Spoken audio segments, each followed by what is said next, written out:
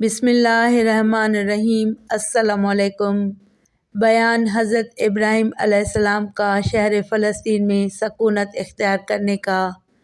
حضرت ابراہیم علیہ السلام شہر مذکورہ سے نکل کر بیت المقدس کی طرف چلے گئے، جس کو فلسطین بھی کہتے ہیں۔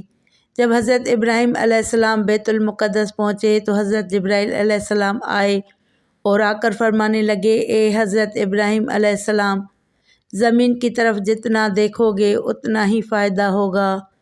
جب حضرت ابراہیم علیہ السلام نے زمین کی طرف دیکھا تو اس جگہ سے آب رواں جاری ہو گیا۔ پھر اس کے بعد دیکھتے کیا ہیں کہ نرم زمین میں میوہ دار درخت لگے ہوئے ہیں اور بغیر پانی کے فصل پیدا ہوتی ہے۔ اور سائرہ خاتون رضی اللہ تعالیٰ عنہا نے حضرت ابراہیم علیہ السلام کی خدمت میں بی بی ہاجرہ کو دیا تھا۔ ہاجرہ نام بھی اسی واسطے ہوا کہ جب بادشاہ سائرہ خاتون کے ساتھ برا قصد کرتا تھا تو اسی وقت اس کا ہاتھ خشک ہو جاتا تھا۔ اس کے بعد اس نے توبہ کی اور حضرت سائرہ خاتون رضی اللہ تعالیٰ عنہا سے کہا کہ میرے پاس ایک خادمہ ہے، آپ اس کو اپنی خدمت میں لے جائیں کہ جس وقت میں اس سے بھی برا قصد کرتا تھا اس وقت بھی ہاتھ میرا خشک ہو جاتا تھا۔ اور نسلی اعتبار سے بی بی ہاجرہ حضرت رسول اکرم صلی اللہ علیہ وآلہ وسلم کی دادی ہوتی ہیں اور انہی کے بطن سے حضور اکرم صلی اللہ علیہ وآلہ وسلم کی نسل منسوب ہے۔ بس حضرت ابراہیم علیہ السلام نے شہر مذکور میں قیام کیا اور عمارتیں بنوائیں۔ ایک روایت ہے کہ ایک شخص سام بن نوح کی اولاد میں سے حضرت خلیل اللہ کے زمانے تک بقید و حیات موجود تھا، چنانچہ انہوں نے بھی حضرت ابراہیم علیہ السلام کے ساتھ مل کر ملک آباد کیا اور بہت کثیر تعداد میں لوگوں کو شرعی احکامات بتائے۔ جب کچھ لوگ آپ کے ہم عقیدہ ہو گئے تو ان لوگوں نے حضرت ابراہیم علیہ السلام سے کہا کہ اے حضرت ابراہیم علیہ السلام، ہم کو ایک قبلہ چاہیے تاکہ ہم سب لوگ اس کی طرف متوجہ ہو کر خدا کی عبادت کیا کریں۔ یہ گفتگو حضرت ابراہیم علیہ السلام کی اپنی قوم سے ہو رہی تھی کہ حضرت جبرائیل علیہ السلام تشریف لے آئے اور رضا الہی سے ایک پتھر بہشت سے لا کر اب جہاں بیت المقدس ہے وہاں رکھ دیا اور کہا، اے ابراہیم۔ ترجمہ: کہا حضرت جبرائیل علیہ السلام نے، اے ابراہیم علیہ السلام، یہ تمہارا قبلہ ہے اور تمہارے بعد انبیاؤں کا قبلہ ہے۔ اور حدیث میں آیا ہے کہ 40,000 پیغمبر حضرت ابراہیم علیہ السلام کی نسل سے ہیں۔ ان سب انبیاؤں میں سے پہلے حضرت اسماعیل علیہ السلام اور سب سے آخر میں پیغمبر آخر الزماں حضرت محمد مصطفیٰ صلی اللہ علیہ وآلہ وسلم ہیں۔ بس اس پتھر کی طرف قبلہ رو ہو کر خدا کی عبادت کرتے تھے اور اس پتھر کا نام صخرۃ اللہ ہے۔ پھر حضرت ابراہیم علیہ السلام وہاں رہے اور اولاد بھی ان کی وہاں پیدا ہوئی اور فرمان الہی ہوا کہ اے ابراہیم علیہ السلام، تم نمرود کے پاس جاؤ اور اس کو تمام لشکر سمیت میری طرف بلانے کی دعوت دو۔ تب حضرت ابراہیم علیہ السلام نے خدا کے حکم سے زمین بابل جا کر نمرود لعین سے کہا کہ اے نمرود، کہہ لا الہ الا اللہ ابراہیم رسول اللہ۔ نمرود نے کہا، اے ابراہیم علیہ السلام، تیرے خدا سے مجھے کچھ حاجت نہیں، اور تو یہ بھی دیکھنا کہ آسمان کی مملکت بھی میں تیرے خدا سے چھین لوں گا۔ اور اس کے جواب میں حضرت ابراہیم علیہ السلام نے کہا کہ اے ملعون، تو آسمان پر کس طرح جائے گا؟ وہ بولا کہ میں آسمان پر جانے کی تدبیر کرتا ہوں۔ تب اس ملعون نے اپنے درباریوں کو حکم دیا کہ 4 گدھ کو پالیں۔ جب وہ بڑے ہو گئے تو ایک تابوت بنوایا، لیکن اس کی سمجھ میں نہیں آتا تھا کہ اب کیا کیا جائے۔ بڑا ہی متردد ہوا کہ اب کیا کروں۔ شیطان مردود بھی اس کے ہم نشینوں میں آ کر بیٹھ گیا اور کہنے لگا کہ تابوت کے چاروں کنارے 4 گدھوں کو باندھو، ایک رات تک ان کو بالکل بھوکا رکھو، بعد اس کے ہر ایک کے سامنے اوپر کی طرف گوشت باندھ کر لٹکا دو۔ جب یہ چاروں گدھ گوشت کھانے کا قصد کریں گے تب تجھ کو آسمان کی طرف لے اڑیں گے اور تھوڑے ہی عرصے میں تابوت سمیت تجھے آسمان پر پہنچا دیں گے۔ جب تو وہاں پہنچ جائے گا تو ابراہیم علیہ السلام کے خدا سے سلطنت فوراً چھین لینا اور پھر اپنا تسلط وہاں قائم کر دینا، اور اپنے ہمراہ ایک مصاحب کو بھی لے لینا۔ جب ایک روز اوپر گزرے گا، ٹیلے اور پہاڑ روئے زمین کے یکساں معلوم ہوں گے، پھر دوسرے دن تمام عالم دریا کی مانند نظر آئے گا، اس وقت سمجھنا کہ میں اب آسمان پر پہنچ گیا ہوں۔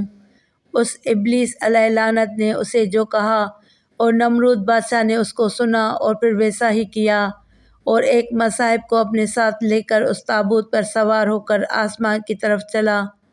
جب کچھ بلند ہوا تو اپنا تیر کمان میں لگا کر چاہا کہ آسمان کی طرف لگا دے۔ اس وقت اس کے مصاحب نے کہا کہ اے بادشاہ تو یہ کیا کرتا ہے؟ اس پر نمرود نے کہا کہ آسمان کے خدا کو تیر مار کر آسمان اس سے چھین لیتا ہوں۔ اس نے کہا کہ اے نمرود تو جس کو تیر مارنا چاہتا ہے وہ خدا اس لائق نہیں ہے، ارے وہ سچا خدا ہے کہ جس کو حضرت ابراہیم علیہ السلام پوجتا ہے اور نام اس کا قہار و جبار بھی ہے، اور تو سب سے بدبخت ہے۔ تب نمرود پلید نے غصے میں آ کر اس کو وہاں سے دھکیل کر گرا دیا۔ فوراً اللہ تعالیٰ کے حکم سے حضرت جبرائیل علیہ السلام آ کر اس کو بغیر حساب و کتاب بہشت میں لے گئے۔ بس نمرود نے آسمان کی طرف تیر چلایا۔ اس وقت جناب باری سے حکم آیا، اے جبرائیل، نمرود کے تیر کو لے کر مچھلی کے پشت پر لگا کر نمرود کی طرف ڈال دو تاکہ کوئی دشمن بھی میری درگاہ سے محروم نہ جائے۔ تب جبرائیل علیہ السلام اس تیر کو لے کر مچھلی کے پاس آئے۔ مچھلی نے کہا، اے جبرائیل، اس کو کیا کرو گے؟ حضرت جبرائیل علیہ السلام نے کہا کہ اللہ تعالیٰ کا حکم ہوا ہے کہ اس تیر کو تیری پیٹھ کے خون سے آلودہ کر کے نمرود کی طرف ڈال دوں تاکہ وہ خدا کی درگاہ سے نا امید نہ ہو جائے۔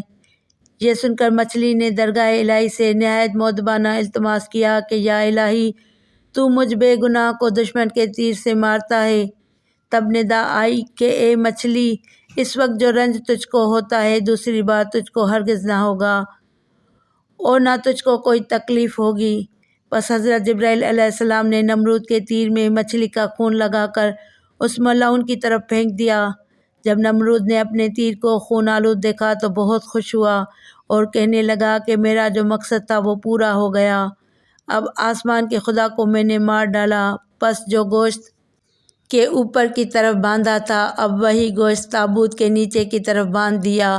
جب گدھوں نے گوشت کے نیچے کی طرف دیکھا تو انہوں نے نیچے کی طرف قصد کیا، فوراً زمین پر آ پہنچا، اور جب تمام لوگوں کو اس بات کی خبر ہوئی تو بہت سے لوگ بوجہ خوشی کے بے ہوش ہو گئے، اور بعد ایک ساعت کے ہوش میں آئے تو سب کے سب علیحدہ علیحدہ اپنا اپنا خیال بیان کرنے لگے، اور ان میں کوئی بھی ایک دوسرے کی باتیں سنتا ہی نہیں تھا جبکہ بوجہ خوشی کے پھولے نہ سماتے تھے اور اصل حقیقت کو بھی پوچھتے نہ تھے۔ اور ایک روایت میں ہے کہ حضرت نوح علیہ السلام جودی پہاڑ پر جب کشتی پر سے اترے تو جو لوگ کہ حضرت نوح علیہ السلام کے ساتھ کشتی پر تھے انہوں نے ایک ایک گاؤں جداگانہ آباد کیا تھا اور علاقے کا نام سمانیہ تھا۔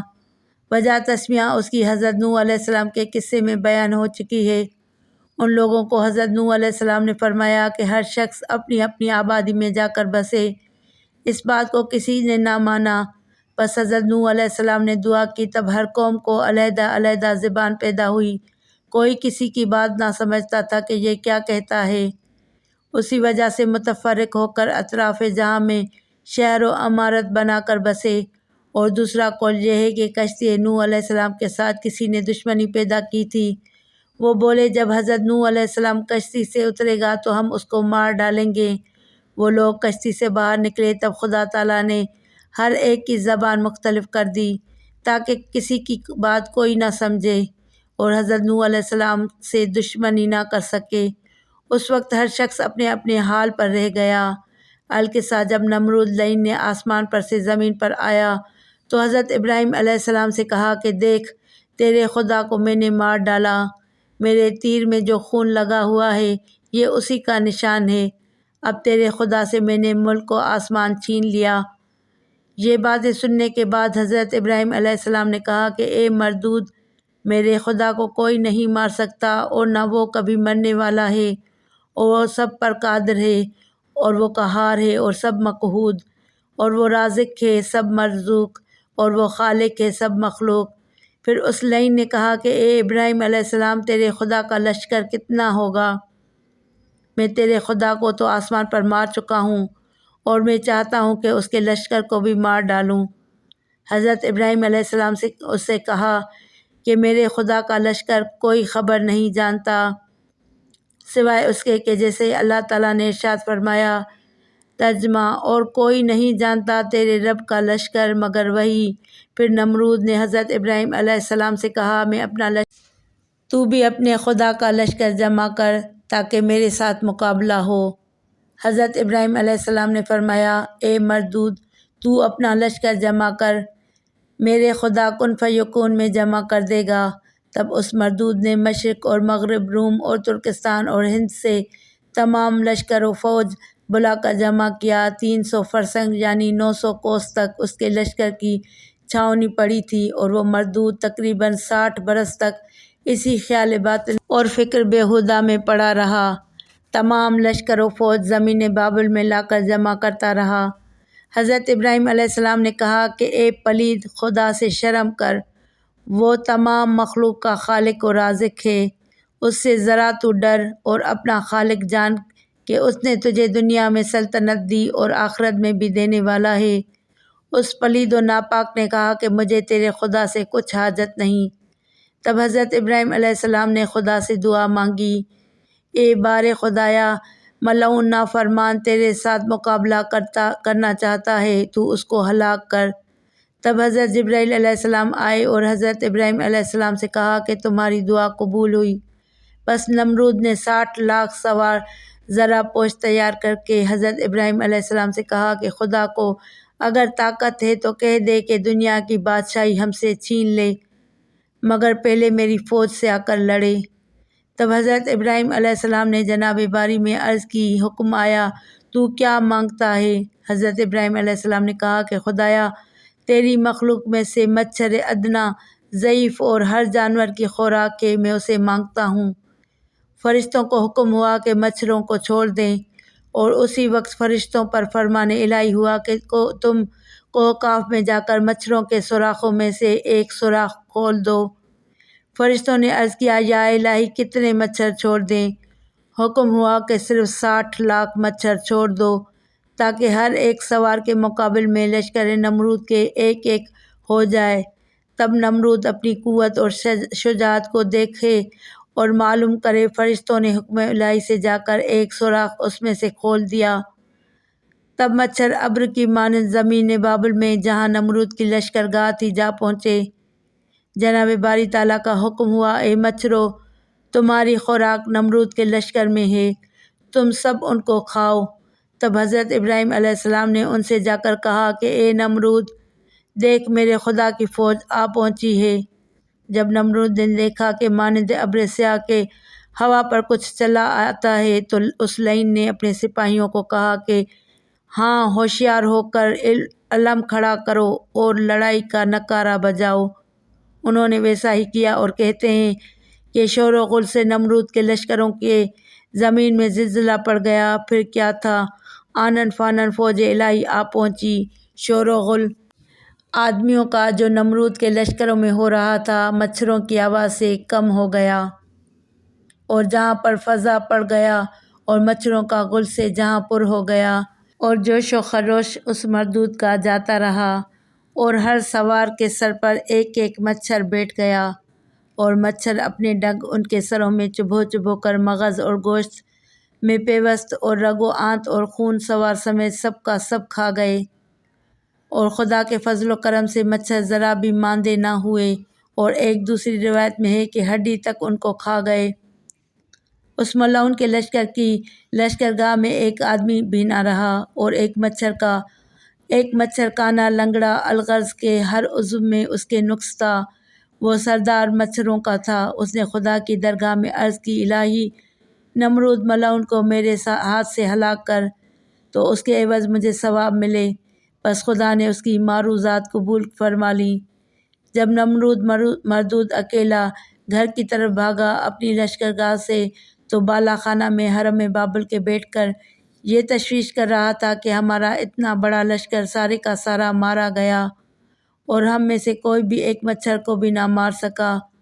وہ سردار مچھر جو لنگڑا اور ایک آنکھ کا کانا تھا، اس مردود کے زانوں پر جا اگرچہ یہ جانور نہایت ضعیف اور چھوٹے نظر آتے تھے، مگر ہمارے لشکر کچھ نہ کر سکے، اور یہ کہہ کر چاہا کہ اس کو پکڑے، اتنے میں وہ مچھر اس پلید کی ناک میں جا گھسا اور دماغ میں جا کر اس کا مغز کھانے لگا۔